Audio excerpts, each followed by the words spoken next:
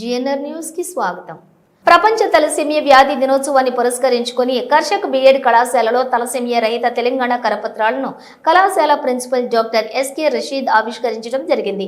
ఈ సందర్భంగా ఐవీఎఫ్ సేవాదళ రాష్ట్ర చైర్మన్ డాక్టర్ బాలు మాట్లాడుతూ ప్రపంచవ్యాప్తంగా 25 కోట్ల మంది తలసేమియా వ్యాధితో చిన్నారులు బాధపడుతున్నారని, దేశంలో ప్రతిరోజు తలసేమియా వ్యాధి చిన్నారులు జన్మిస్తున్నారని, శిశువు గర్భంలో ఉన్నప్పుడే హెవీ ఎలక్ట్రోపోరోసిస్ పరీక్ష, జన్యు పరీక్షలు, రక్త పరీక్షలతో పాటు ముందుగానే గుర్తించవచ్చునని, అలా గుర్తించడం వలన శిశువు జన్మించినప్పుడు ఈ వ్యాధి రాకుండా ప్రయత్నం చేయవచ్చునని అన్నారు.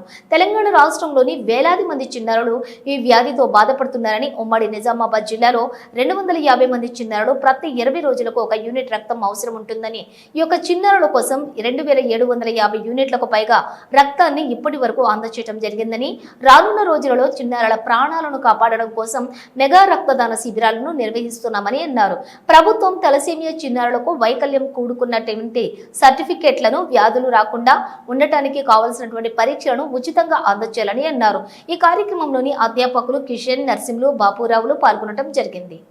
ఈరోజు ప్రపంచ తలసేమియా దినోత్సవాన్ని పురస్కరించుకొని ఈరోజు కర్షక్ బిఎడ్ కళాశాలలో తలసేమియా ఫ్రీ తెలంగాణ కరపత్రాలను ఆవిష్కరించడం జరిగింది. మరి అలా తెలంగాణ రాష్ట్రంలోనే తలసేమియా వ్యాధితో బాధపడుతున్న చిన్నారుల కోసం 2023లో ఇదే కర్షక్ బిఎడ్ కళాశాల హాల్లో మొదటి రక్తదాన శిబిరాన్ని ఏర్పాటు చేస్తే మరి 2023-24 సంవత్సరాల్లో 2500 యూనిట్ల రక్తాన్ని, మరి భారతదేశ చరిత్రలో ఎవరు అందించినటువంటి రక్తాన్ని, చిన్నారుల ప్రాణాలను అందజేయడం కోసము ఈరోజు Kamareddy blood donor organisation, international Vysya federation, Indian red cross సహకారంతో అందజేయడం జరిగింది. మరి ఈ వ్యాధి పుట్టుకతోనే మరి తల్లి గర్భంలో ఉన్నప్పుడే మరి తలసేమియా వ్యాధి రాకుండా మరి టెస్ట్ చేయించుకుంటే ఈ వ్యాధి వచ్చేటువంటి అవకాశం లేదు. ఈరోజు ప్రతిరోజు కూడా దేశవ్యాప్తంగా వందలాది మంది చిన్నారులు తలసేమియా వ్యాధితో పుడుతున్నారు. మరి పుట్టిన చిన్నారుల ప్రాణాలను కాపాడాలంటే మరి 15 నుండి 20 రోజులకు ఒక యూనిట్ రక్తం అవసరం ఉంది. 25 కేజీల బరువు కంటే ఉన్నటువంటి వాళ్ళకు ఒక యూనిట్ రక్తము 20 రోజులకు ఒకసారి ఎక్కించాలి. మరి 50 కేజీల బరువు ఆ పైన ఉన్న వాళ్ళకి నెలకు 2 యూనిట్ల రక్తాన్ని ఎక్కించాలంటే అది ఎంత కష్టమైనటువంటిది మనం ఒకసారి ఆలోచించాలి. మరి ముఖ్యంగా మన ఉద్దేశము వ్యాధి రాకుండా చూడవలసినటువంటి బాధ్యత ప్రభుత్వం పైన ఉంది.